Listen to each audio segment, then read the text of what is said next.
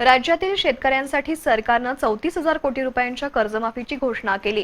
89 लाख शेतकऱ्यांना लाभ मिळेल आणि 40 लाख शेतकऱ्यांचा सातबारा कोरा होणार असल्याचं मुख्यमंत्र्यांनी सांगितलं।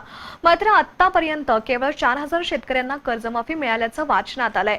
प्रत्यक्षात कर्जमाफी मिळालेला एकही शेतकरी आपल्याला अजून तरी भेटलेला नाही असं सांगत छत्रपतींच्या नावानं जाहीर केलेल्या कर्जमाफी योजनेत तरी घोटाळा होऊ नये असा टोला शिवसेना पक्षप्रमुख उद्धव ठाकरे यांनी लगावला। विधान परिषदेच्या निवडणुकी संदर्भात उमेदवार कोण आहे ते पाहून शिवसेनेची भूमिका ठरवू असं ठाकरे यांनी नमूद केलं। शिवसेना पक्षप्रमुख उद्धव ठाकरे यांच्या महाराष्ट्र दौऱ्याला आजपासून सुरुवात झाली। विविध ठिकाणी सभा तसंच शेतकरी आणि कामगारांशी संवाद साधल्यानंतर कुडीत्रे कारखान्याच्या कार्यस्थळावर ठाकरे यांनी पत्रकारांशी संवाद साधला। टीका करणं हा माझा उद्देश नाही, पण ज्या सरकारमध्ये शिवसेना आहे त्या सरकारकडून जनतेच्या अपेक्षा पूर्ण होतायत की नाही हे पाहणं आपलं कर्तव्य आहे असं उद्धव ठाकरे यांनी नमूद केलं। राज्यातील सरकारला 3 वर्ष पूर्ण झाली आहेत। अनेक घोषणा केल्या जात आहेत, त्याचा जनतेला प्रत्यक्ष लाभ कितपत मिळाला याबाबतचा तपशील मिळवणं एवढाच उद्देश असून ही निवडणुकीची तयारी नाही असं त्यांनी स्पष्ट केलं। मुख्यमंत्र्यांनी 34,000 कोटींची शेतकरी कर्जमाफी योजना जाहीर केली आहे। 89 लाख शेतकऱ्यांना लाभ मिळणार आहे, त्यापैकी 40 लाख शेतकऱ्यांचा सातबारा कोरा होईल अशा घोषणा केल्या। पण आतापर्यंत केवळ 4,000 शेतकऱ्यांना कर्जमाफी मिळाल्याचं वाचनात आलंय। मात्र प्रत्यक्षात कर्जमाफी मिळालेला एकही शेतकरी अजून तरी सापडलेला नाही असं सांगत गोरगरीब शेतकऱ्यांशी निगडीत आणि छत्रपतींचं नाव असणाऱ्या या योजनेत तरी घोटाळा होऊ नये अशी अपेक्षा त्यांनी व्यक्त केली।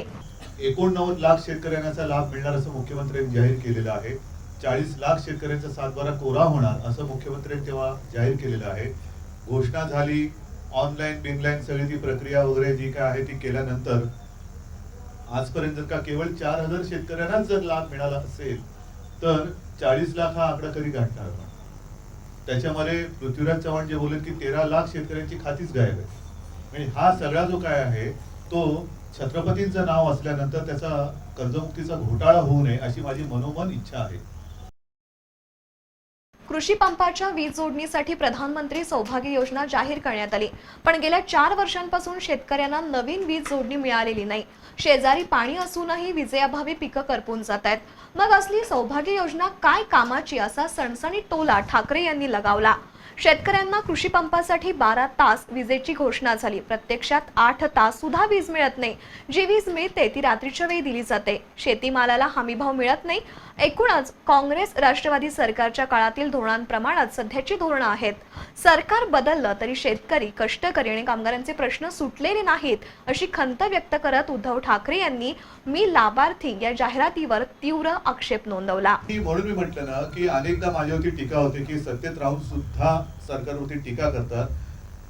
मी जनतेसोबत आहे हे मी अनेकदा सांगितलेलं आहे आणि ज्या सरकार हे जनतेसाठी आहे म्हणून मी ज्या जाहिराती चालल्यात मी लाभार्थी, त्या लाभार्थी शब्दाला माझा आक्षेप एवढ्यासाठी आहे की या जनतेने तुम्हाला आशीर्वाद देऊन ह्या खुर्च्या मिळालेल्या आहेत। तुम्हाला जनतेची सेवा करण्यासाठी सरकार म्हणून त्यांनी निवडलेलं आहे।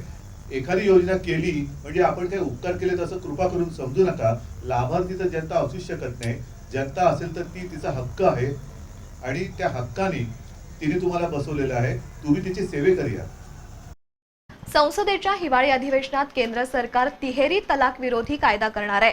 त्यासोबतच 370 कलम रद्द करण्यासाठी आणि समान नागरी कायदा, राम मंदिर उभारण्यासाठी कायदा करावा असं आवाहन ठाकरे यांनी केलं। ज्या शेतकऱ्यांनी मतं देऊन निवडून दिलं त्या शेतकऱ्यांच्या पायावर गोळ्या झाडा म्हणताना लाज कशी वाटत नाही अशी टीका भाजप प्रदेश अध्यक्ष रावसाहेब दानवे यांच्यावर केली। डांबर अर्धेच दाखवा, खड्डे पडले म्हणजे आभाळ कोसळलं नाही, शेतीमाल घ्यायला सरकार व्यापारी नाही, ही महसूल मंत्र्यांची वक्तव्य धक्कादायक आहेत असंही ठाकरेंनी नमूद केलं। कुणाच्या वैयक्तिक आयुष्यापेक्षा शेतकऱ्यांचे प्रश्न महत्त्वाचे आहेत असं स्पष्ट करत नारायण राणे यांच्या विषयाला ठाकरे यांनी बगल दिली। मात्र विधान परिषदेसाठी उमेदवार कोण असेल त्यावरच शिवसेनेची भूमिका ठरणार असल्याचं ठाकरे यांनी सांगितलं। पत्रकार परिषदेला राज्यमंत्री विजय शिवतारे, खासदार चंद्रकांत खैरे, विनायक राऊत, दगडू संगपाळ, आमदार चंद्रदीप नरके, प्रकाश आंबेडकर, सुजित मिंचेकर, सत्यजित पाटील उपस्थित होते।